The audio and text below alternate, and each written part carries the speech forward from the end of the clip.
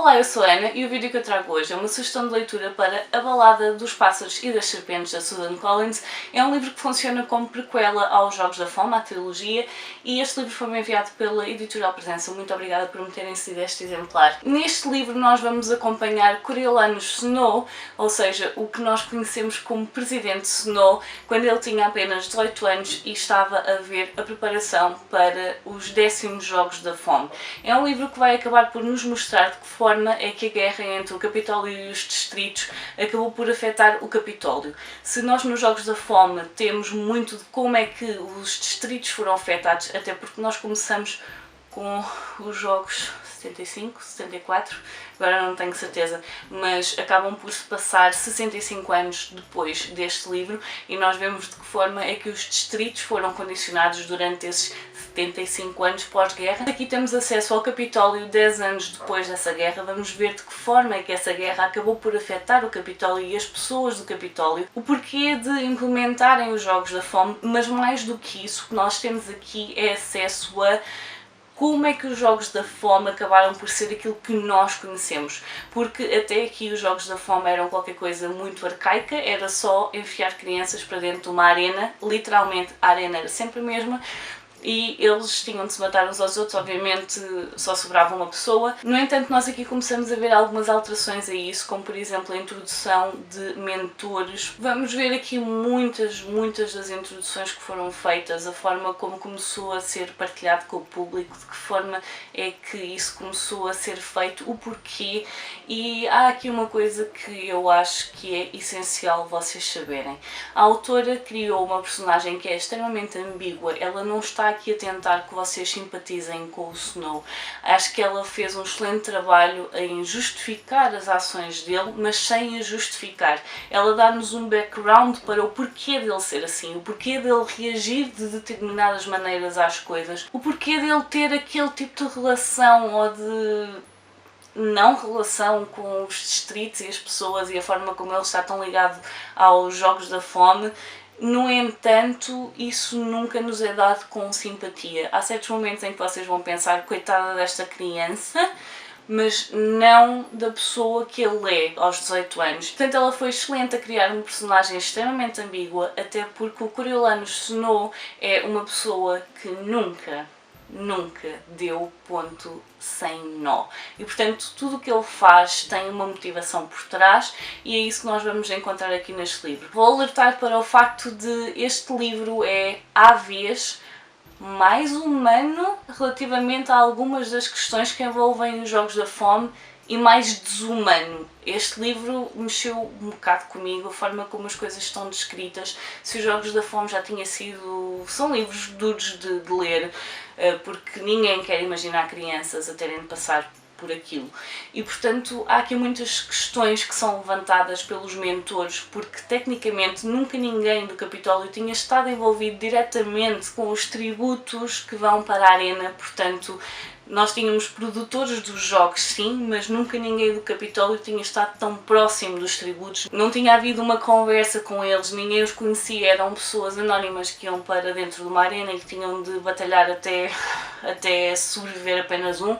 E portanto aqui há muitas questões que começam a ser levantadas pelos mentores sobre o porquê de haver Jogos da Fome, sobre o porquê de ser uma coisa tão desumana, porque é que são crianças e não adultos. Há aqui muitas questões que são levantadas a nível de ética e acho que este livro tem mesmo o intuito de nos fazer pensar. É um livro que debate muito aqui questões de o que é que aconteceria se a sociedade não tivesse regras impostas por alguém e que são implementadas e têm de ser cumpridas, porque se não forem cumpridas vai haver sanções. E é isso que este livro faz, é muito debater sobre como as pessoas funcionam em sociedade, como regredimos muito para coisas mais primitivas, mais selvagens, quando não há regras. De que forma é que isso é visto por algumas pessoas como algo que é iminente, que é inerente às pessoas, que é se não houver regras vamos tornar-nos animais e a lei da sobrevivência do mais forte e, portanto, o facto de haver regras é uma forma de nos protegermos a nós e de os proteger a eles e de impedir que a sociedade colapse.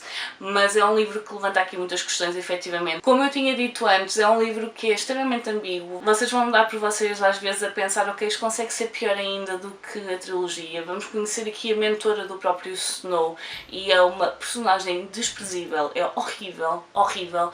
E, portanto, há todo este aspecto ambíguo que fez com que eu me sentisse mal a ler este livro. E o livro está extremamente bem escrito e é por isso que vocês se sentem mal, porque o livro está bem escrito, as personagens estão bem criadas. E efetivamente existem pessoas assim, que não fazem nada sem saber o que é que conseguem retirar daquela situação. Não têm um gesto que possa parecer mais humano se não tiverem algo a ganhar com isso. E portanto é um livro que é extremamente interessante. É muito, muito interessante ver as personagens que aparecem neste livro e conhecer um pouco mais sobre algumas personagens que nós conhecemos depois, mais tarde, na trilogia dos Jogos da Fome. E, portanto, é um livro que eu sugiro para quem gostou dos Jogos da Fome, mas vão com as expectativas equilibradas. É um livro onde nós vamos conhecer muito mais sobre o personagem do Presidente Snow, quando ele ainda tinha só 18 anos. Era extremamente ambicioso, a família dele tinha perdido tudo na guerra, portanto, uma família caída em desgraça, uma das maiores e mais ricas famílias do Capitólio, que perdeu tudo durante a guerra, e isso acaba por marcar muito a história. Portanto, fica aqui a sugestão para quem quiser ler este livro, porque acho que vale a pena conhecer o pré-Jogos da Fome, saber mais sobre como é que eles passaram a ser aquilo que nós conhecemos nos livros originais, saber de que forma a sociedade ficou marcada pela guerra, porque isto acontece 10 anos depois da guerra terminar, portanto assim que a guerra terminou eles começaram a fazer os Jogos da Fome e portanto vale muito a pena conhecer isso, de que forma uma sociedade pode ser marcada por uma guerra e de que forma acabam por às vezes tomar medidas que não têm pés nem cabeça, a forma como as pessoas questionam o que está a ser feito, mas principalmente o facto de em algum momento da história foi efetivamente posto em causa o porquê de continuarem a haver Jogos da Fome e de que forma é que isso acabou por influenciar o que veio daqui para a frente. Portanto, para quem gostou da trilogia, acho que vale muito a pena conhecer, quanto mais não seja para conhecerem os primórdios dos Jogos da Fome que nós conhecemos, saber de que forma era feito no início e de que forma é que isso foi alterado daqui para a frente. Portanto, preparem-se para ver personagens que vocês não vão gostar nada, preparem-se para ver personagens que vão questionar coisas e que vos vão fazer questionar coisas. Portanto, acho que vale muito a pena conhecer, efetivamente, mesmo que vão com expectativas mais baixas, até porque obviamente ninguém gosta do Presidente Snow, não é? Portanto, vale a pena ler, mas tenham a intenção que é um livro que vos vai revolver aqui um bocado as entranhas e, ao mesmo tempo, a autora nunca tenta justificar isso como sendo uma coisa boa. As personagens têm noção daquilo que estão a fazer. Portanto, fica aqui a minha sugestão de leitura. Digam-me nos comentários se já leram este livro, se leram a trilogia e ficaram com vontade ou não de ler este livro. Deixem-me isso nos comentários. Por hoje vou ficar por aqui. Adeus e até à próxima. Tchau!